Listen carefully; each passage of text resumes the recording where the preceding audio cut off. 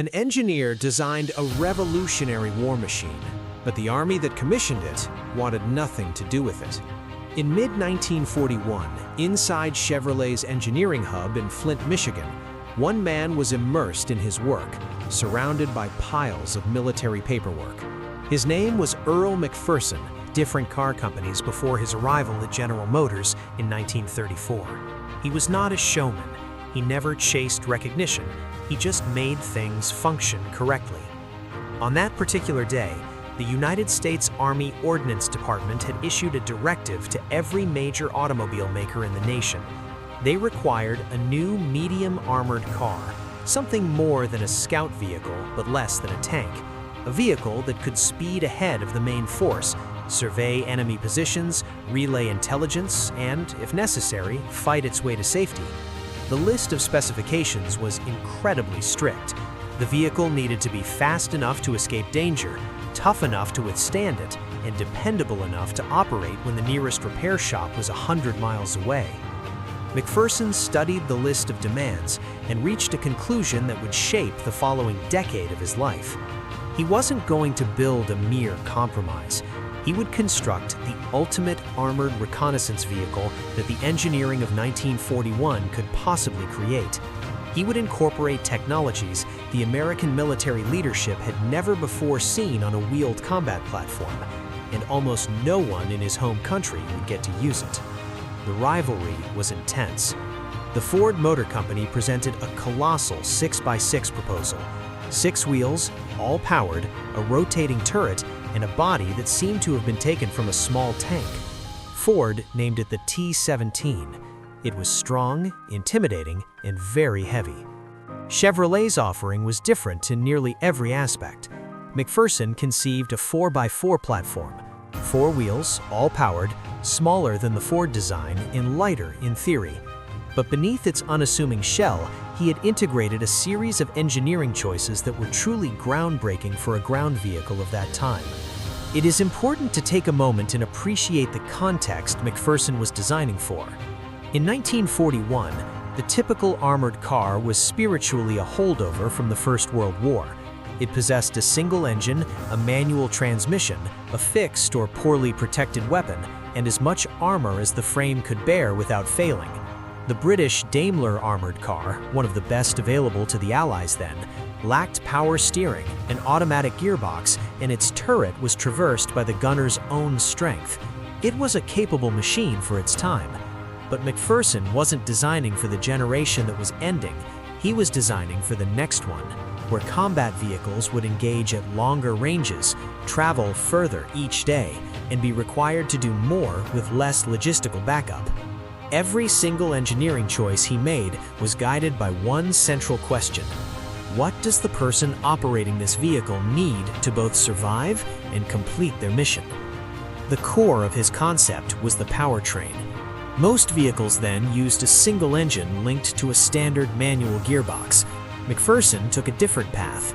He put in 2 engines, a pair of rear-facing 6-cylinder General Motors commercial Model 270 gasoline engines, each one making 97 horsepower, positioned side by side at the back. Together, they delivered almost 200 horsepower. That was impressive on its own, but the true genius was how he linked them.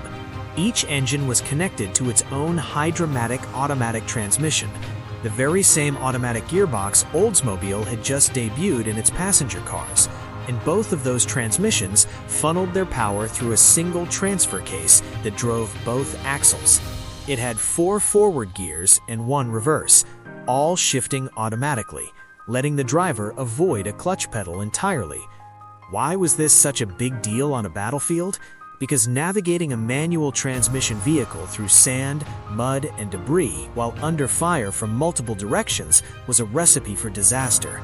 A driver had to remove a hand from the steering wheel, press a clutch, select a new gear, release the clutch gently to avoid stalling, and then get both hands back on the wheel before driving into a ditch or crater. MacPherson's design erased that entire problem. His driver could focus completely on maneuvering and staying alive. The vehicle managed its own gear shifts, but he wasn't done.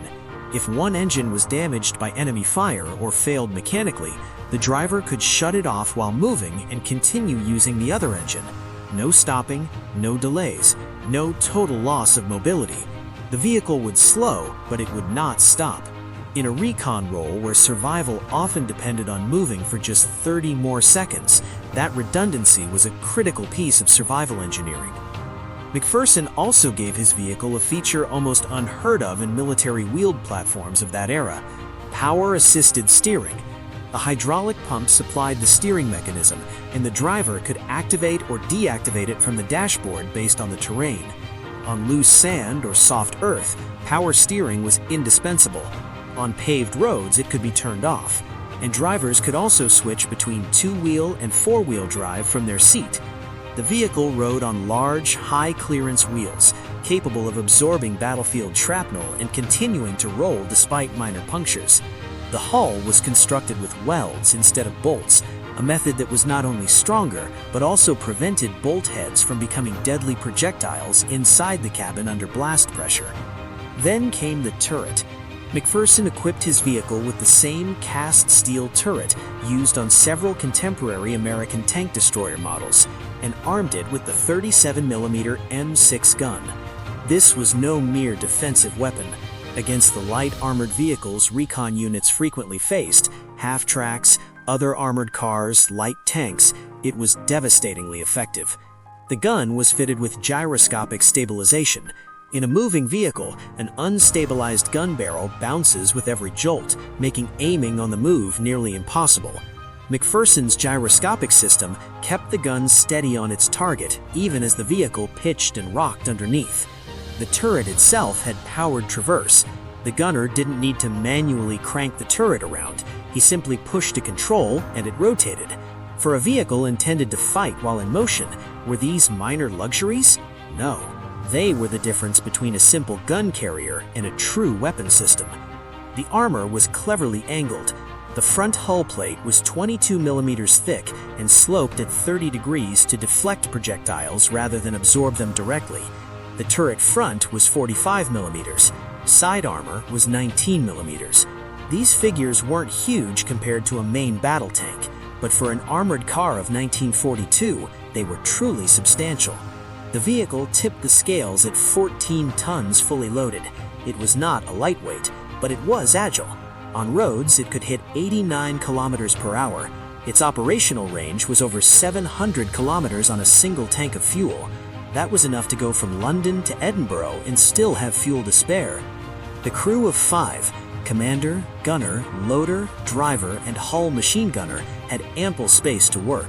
Commonwealth officers who later operated the vehicle often remarked on how roomy it felt inside compared to the tight, uncomfortable interiors of British armored cars of the time. The hull machine gunner sat next to the driver, operating a ball-mounted .30 caliber Browning. An optional anti-aircraft Browning could be fixed on the turret roof. A 2-inch smoke mortar was in the turret for creating concealment during emergencies. This vehicle was capable of engaging threats from multiple directions at once. The first prototype arrived at the Aberdeen Proving Ground in Maryland in March 1942. The tests were demanding. The evaluators found problems. There were mechanical issues that needed addressing, some sealing problems, and minor transmission tweaks, but no fundamental design flaws emerged. The core concept was sound. MacPherson's engineers vowed to implement corrections, and the British Purchasing Commission, which had been monitoring the trials carefully from their New York City office, was impressed enough to place an initial order for 1,500 vehicles. Production was set to begin in October 1942. But then, in December of that same year, the United States Army organized what would be known as the Palmer Board. This board was tasked with reviewing the growing list of armored car projects all competing for factory resources and to decide which ones America should actually produce for its own military. The board examined MacPherson's vehicle and reached a decision that on the surface appeared entirely rational. The T17E1 was judged too large, too heavy, and too complicated for American military doctrine. What did the US Army want instead? They desired light, fast, and simple vehicles. They wanted something that could be manufactured rapidly, maintained with ease, and replaced cheaply if lost. The vehicle they selected instead was the M8 armored car, later nicknamed the Greyhound. The Greyhound weighed less than 8 tons. It had one engine, a manual transmission, and much thinner armor. It wasn't a superior vehicle. It was a cheaper and simpler vehicle. The Palmer Board made a pragmatic wartime choice. They canceled the substantial American order for the T17E1 and instructed Chevrolet to halt plans for U.S. Army production. MacPherson had created something extraordinary, and his own country had just informed him they didn't want it. The British Purchasing Commission, however, did not waver for a second. They immediately submitted an application under the Lend-Lease program for T17E1 production to be continued for the United Kingdom. The entire manufacturing run would be allocated to Britain and its Commonwealth allies, every last one. By the war's conclusion, 3,844 Staghounds, the name the British had given MacPherson's creation, would roll off the assembly lines in Flint and be shipped across the Atlantic. Not a single one would see frontline service with American forces. There is a special kind of irony in designing something for a war and then having to watch others use it in battle. MacPherson carried on with his engineering duties at Chevrolet, working on other projects, his focus quietly remaining on his drafting table. But far away in North Africa, then Italy, then France, Belgium, and finally Germany, his creation was fighting the very war he was asked to design for, just not flying the flag he anticipated. The first Staghounds arrived with British troops too late for the North African campaign. This was a real shame, as the open desert was the perfect environment where the Staghound's 700-kilometer-plus range and its speed of nearly 90 kilometers per hour would have been most effective. Instead, the first vehicles saw combat in Italy in 1943, and Italy was a very different kind of challenge. Italy is a land of narrow medieval streets, stone bridges designed for ox carts, and roads that become deep mud pits during the autumn rains. The Staghound was a 14-ton machine with a width of almost 2.5 meters. In the most confined Italian hill towns, it often simply could not pass. Crews were forced to find other routes or wait while infantry cleared a path. There were grievances. Some commanders described the vehicle as too big, too obvious, a burden in constricted terrain. The initial months in Italy were not a glorious debut. They were a frustrating lesson on the mismatch between the vehicle MacPherson had envisioned and the environment it was forced to operate in. But the Italian front was not static. As 1944 progressed and the Allied push up the peninsula gained speed, the landscape opened up. The areas between towns offered roads and fields where the Staghound's swiftness and range became true tactical assets. Crews who had first cursed the vehicle's dimensions began to value what they had. The twin-engine redundancy demonstrated its worth on multiple occasions when a vehicle sustained a hit that would have knocked out a single-engine car, but kept on moving. The power steering, which some skeptics had dismissed as an unnecessary frill, significantly reduced driver fatigue on the long patrols required of reconnaissance units. The gyroscopically stabilized gun made a tangible difference in long-range engagements.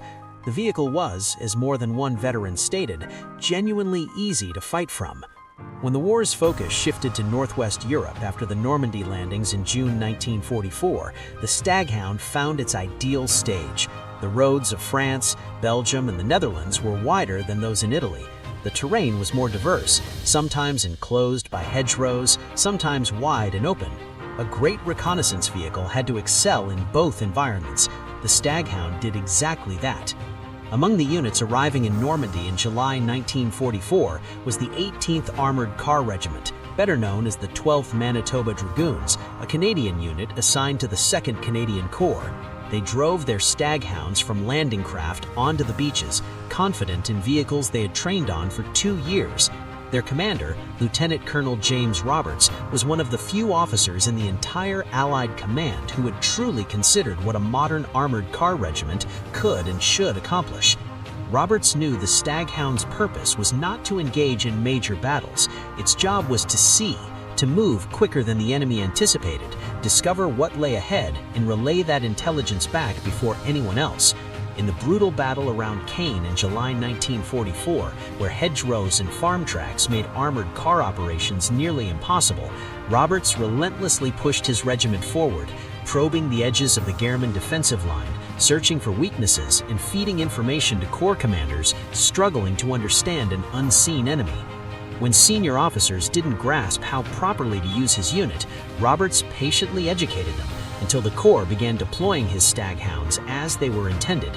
As August came and the Guermann position in Normandy started to crumble, the 12th Manitoba Dragoons had their moment.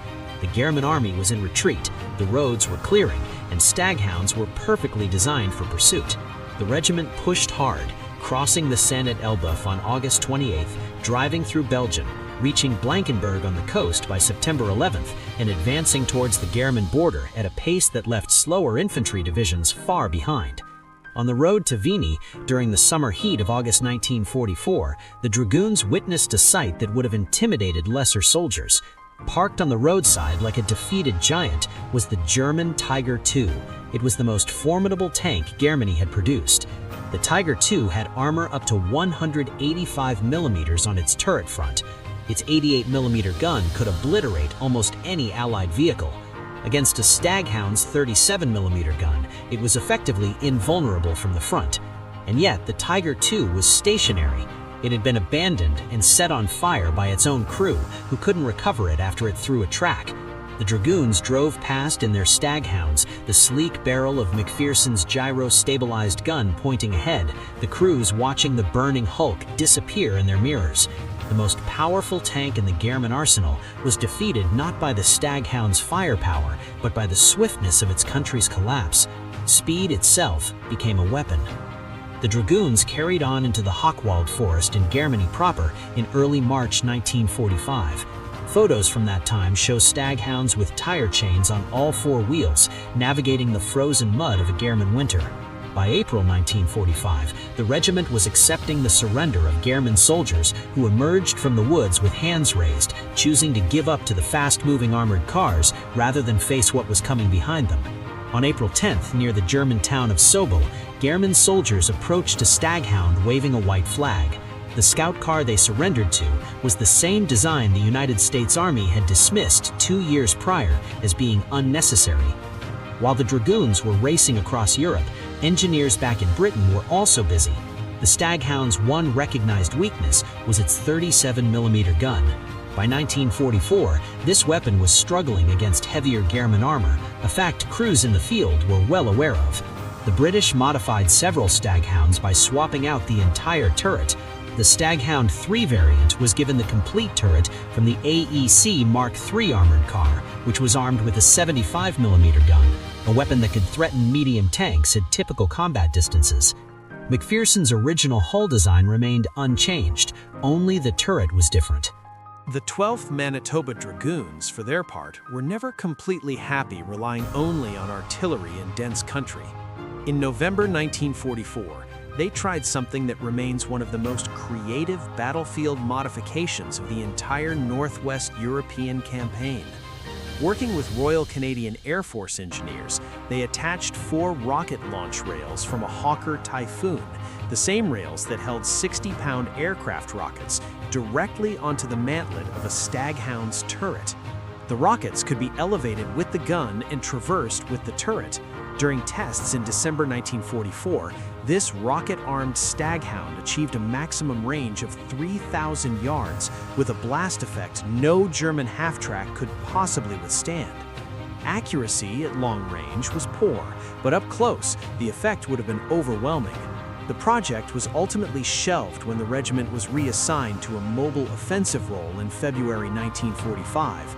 But the fact that a ground recon vehicle was successfully modified to carry aircraft rockets just weeks after the idea was proposed speaks volumes about the versatility of MacPherson's basic design.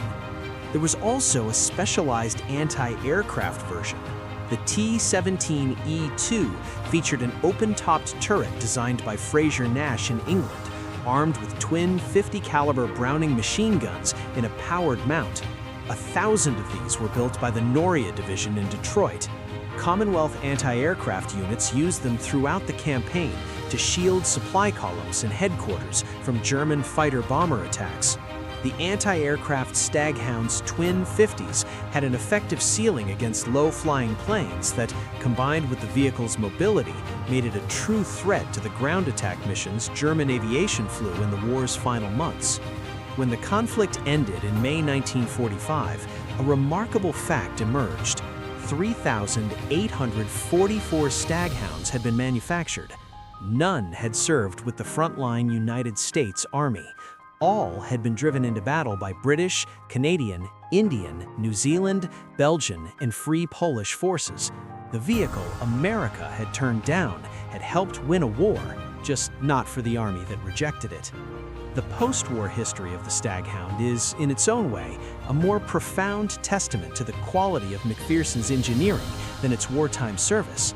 A vehicle that survives combat with well-equipped modern armies can be lauded for many reasons, not all related to the vehicle itself.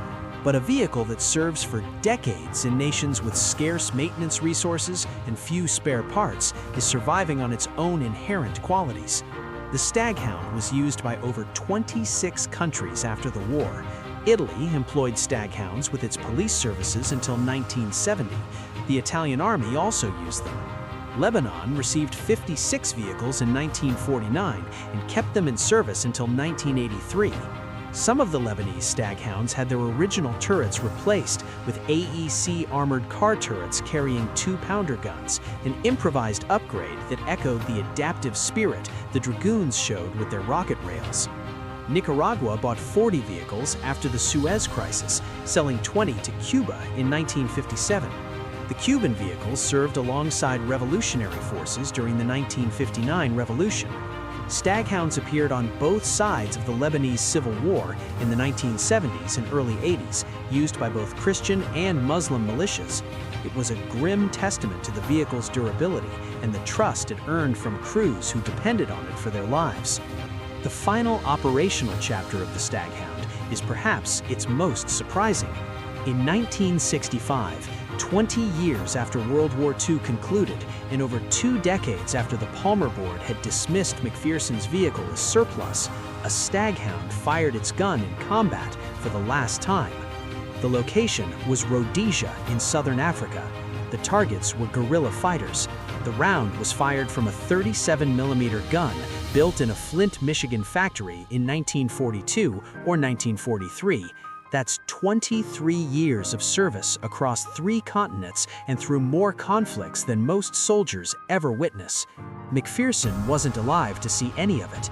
By 1965, he had been gone for 5 years. He passed away in January 1960 at age 69, having left General Motors in 1947 to spend the rest of his career at Ford. There, he created the suspension system that carries his name, the MacPherson strut. It's a design so elegant and practical that it is used in nearly every passenger car built in the world today. Your own car very likely uses MacPherson struts on its front wheels. The man who built the Staghound also, quietly and without any fuss, transformed how every car connects to the road. History has remembered him well for the strut. It has been less kind regarding the Staghound. The vehicle isn't widely known beyond enthusiast circles. It lacks the dramatic narrative of the Tiger or the Sherman. No movie has been made about its exploits. Its name is missing from most general histories of the Second World War. But think about what it truly was. In 1941, before America had even joined the war, a Chevrolet engineer conceived a military vehicle with automatic transmissions, twin-engine redundancy with on-the-move shutdown capability, gyroscopically stabilized weaponry, a power traverse turret, power-assisted steering, and selectable 2- or 4-wheel drive. These weren't crude adaptations of old tech. They were deliberate choices from a man who had thought deeply about what a combat crew actually needed and then possessed the engineering talent to deliver it. The automatic transmission alone, mocked by some military officials as an extravagance, proved its value every single day a Staghound driver drove through difficult terrain without needing to take their hands off the wheel. The United States Army rejected it because their doctrine demanded something lighter and simpler. That was not an incorrect decision, considering the pressures of 1942. Doctrine, logistics, and production capacity are all critical factors. The Palmer Board made a logical choice, but are logical choices and right choices always the same? The British knew exactly what they had when they saw the Staghound specs. They understood that the extra weight and complexity provided real capabilities that their armored car crews could exploit, and And they were right. The Staghound ultimately demonstrated that a vehicle built to a superior standard will outlive the circumstances of its creation. The war it was designed for concluded in 1945. The vehicle itself soldiered on for another 20 years in a dozen countries and a dozen conflicts until the last shot was fired and its engine was finally silenced. MacPherson had constructed his masterpiece. His own nation declined to use it, but the world drove it instead, and it never failed them. He designed for the man, not the specification. There is a quiet lesson in the Staghound's story, one that transcends military procurement decisions of 1942. MacPherson recognized that the people using his vehicle wouldn't be test drivers on a perfect track. They would be young men, many barely adults, driving at night in unfamiliar territory with an enemy lurking in the darkness. They would be exhausted, they would be scared, they would be tasked with processing information, making split-second decisions, and constantly moving all at once. Every piece of advanced technology MacPherson integrated into the Staghound, the automatic transmission that freed the driver's hands, the power steering that lessened fatigue on long journeys, the gyro stabilizer that gave the gunner a chance on rough ground, was a direct solution to the human element of combat reconnaissance. He did not design for the checklist, he designed for the person inside the vehicle. And that is why it endured.